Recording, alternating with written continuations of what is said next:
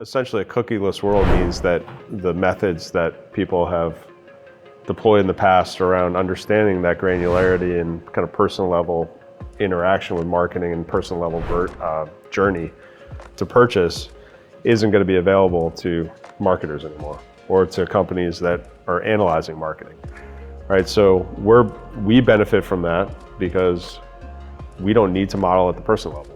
We've never taken personal level information in or any data in 13 years since we started the company. And that's because we're modeling at the level of decision making. And regardless of the modeling that's happening at the personal level, media is not purchased at the personal level, right? So that's not where the decision's being made.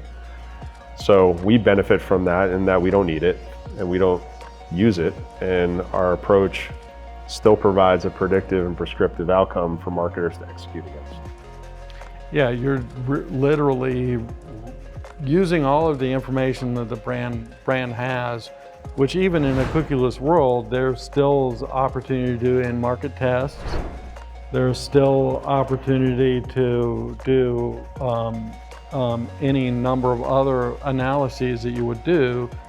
And really, if you're trying to measure, you should be measuring in multiple different ways at different levels of granularity. You should be making sure that they're constructing the best possible data sets for that measurement task as possible.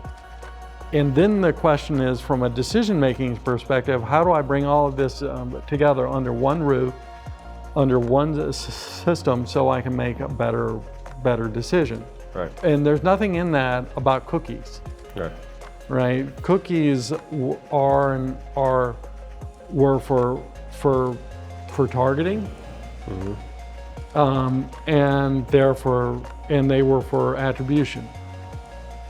And for targeting, there's actually a great opportunity for marketers in a cookieless world to create content that actually attracts people to, I mean, this is what's old is new again, right? Because it's always been that the content's really important, and the reason the content's important is because it attracts people to the ad, and it resonates with your target consumer in a way that when a person hears it and it resonates with them, that they're interested in buying.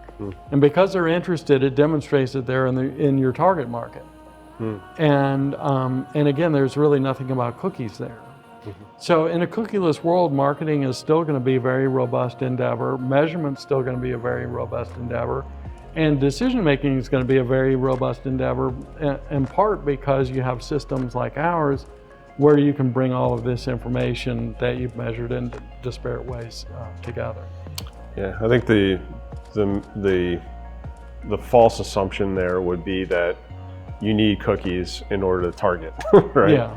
And that's not the case at all. I think we're already seeing some players in the market that are, creating, consumer profiles, blinded consumer profiles, or consumer segments and audiences that can be optimized against. And as we think about our path and how this ecosystem can start coming together, we see the full hierarchy, right? So as long as the data and information is available at any level, we would be able to create a hierarchy around it, right? Yeah.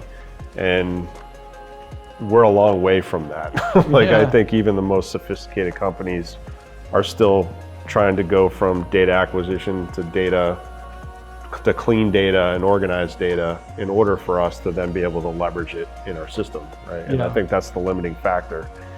And once it is there, it's as easy as setting up a different decision frame and model to be able to make decisions at that level. Yeah. And that could be, blinded consumer profiles, or, if we ever want to go back in time, and, we could definitely, if data's available at that level, do a person level model, right? Or a consumer level model. But that's not necessary based on what we're seeing in the marketplace. Right.